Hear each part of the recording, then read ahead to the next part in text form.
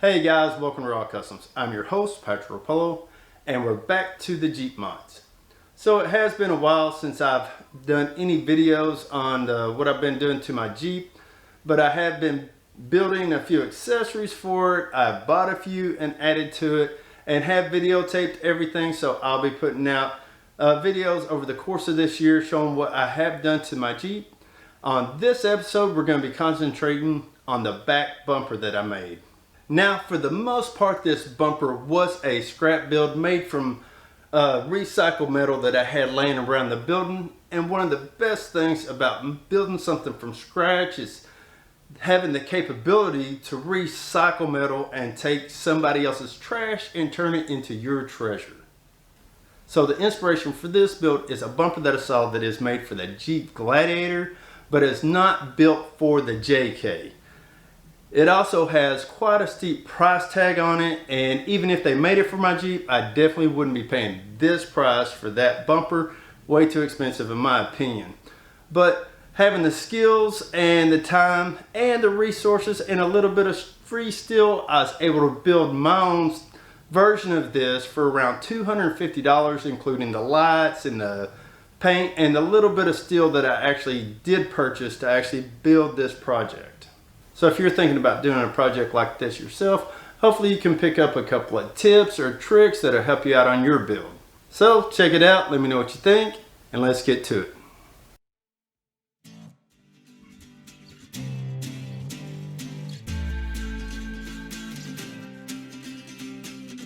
So to start this project, I removed the plastic play skull bumper off the back of the Jeep.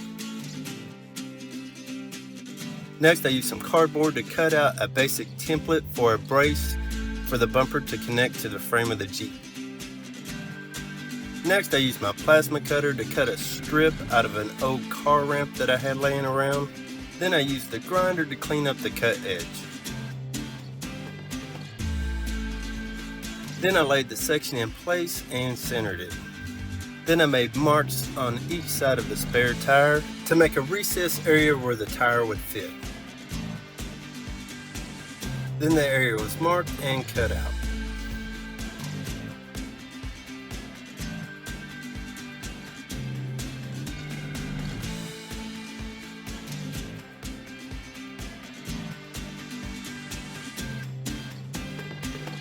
I set the metal back in place and made some adjustments on the templates for the bumper mount.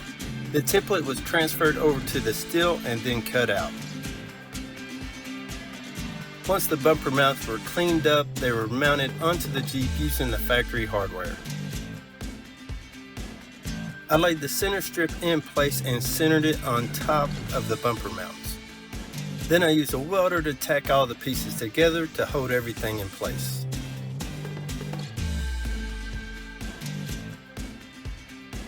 Next, I cut some 2-inch flat stock to match the length on each side of the bumper to make the top angle and then tacked it in place.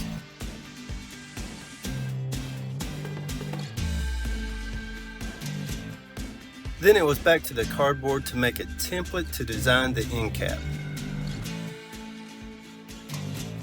The template was transferred to some 3/16 flat plate and then the metal cut out and cleaned up.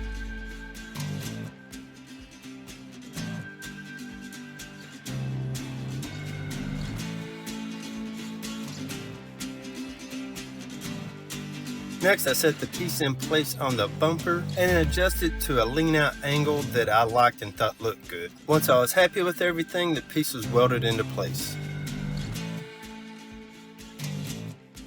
I cut a piece for the outside edge of the bumper and had to call out the big guns to give me help on this section. This piece was carefully lined up and mostly eyeballed to start with while we welded in a temporary brace. We left the brace loose on the bumper side to allow us to make adjustments and make sure everything was lined up correctly. Once everything was lined up, the brace was clamped into place and then everything welded in.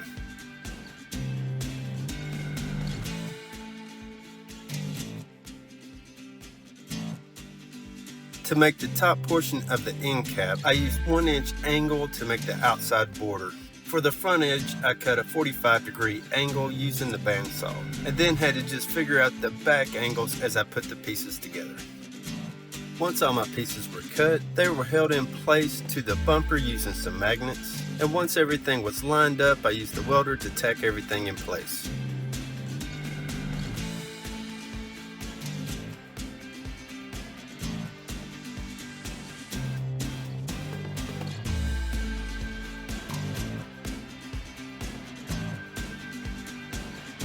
Then it was back to the cardboard to make a template for the top plate that was of course transferred to steel and cut out, then laid in place and tacked down.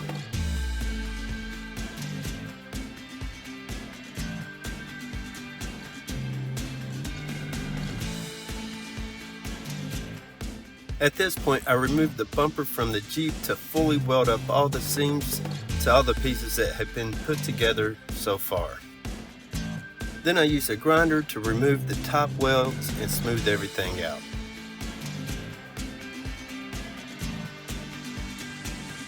Then I used a grinder with a sanding wheel to smooth all the metal out.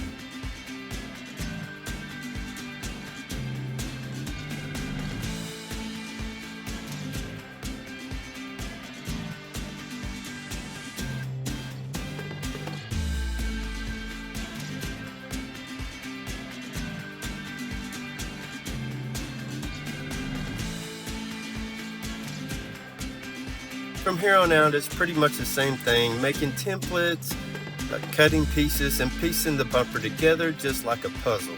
I did take the bumper on and off of the Jeep several times to take measures and make templates, and just to make sure everything was still fitting together properly. And just so you know, the bumper was fully welded on the inside as well to make sure I had plenty of strength, especially since I had grinded down the outside welds.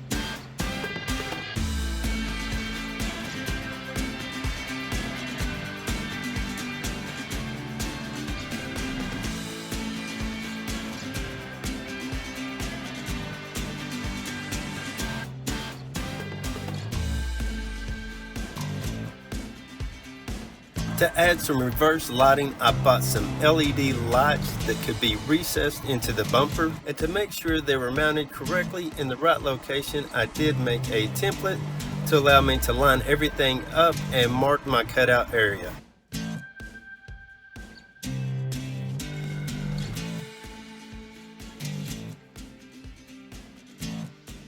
Once I had everything marked, I cut out the main hole using a plasma cutter and then cleaned up the edges using a grinder.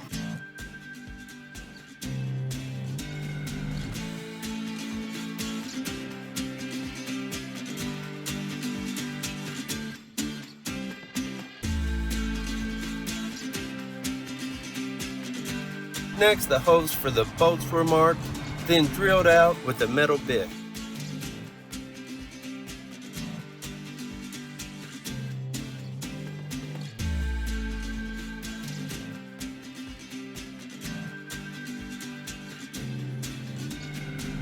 So I had an idea to make some steps on the side of the bumper.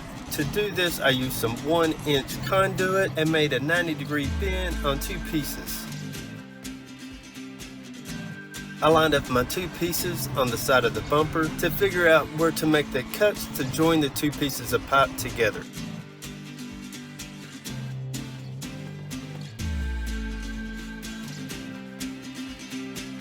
Once I had my marks made, the pipes were cut and then set in place to be lined up, then welded together to make 1 piece of pipe. Then I grinded the welds to make everything nice and smooth.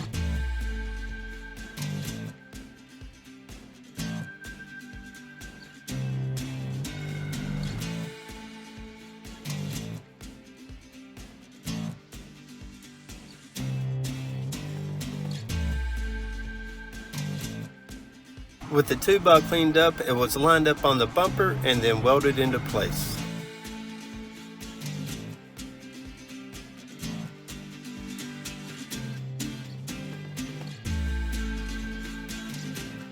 I used some 1/2-inch stock to make a couple of attachments for the D-rings. I actually made these off camera, but it's the same thing. Cut, grind, and then I used a drill to drill the holes in the center. They were lined up and then of course welded into place.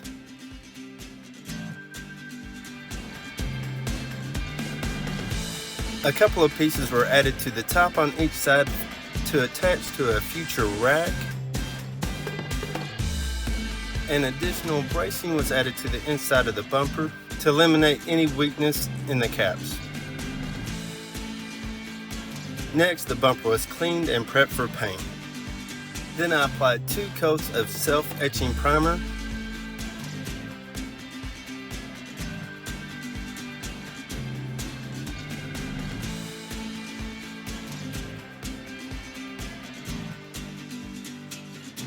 And the bumper was finished off by applying 2 coats of Duplicolor's spray-on bed liner. This is the first time I've used the Duplicolor, but I'm really happy with the results that I had on the bumper with it.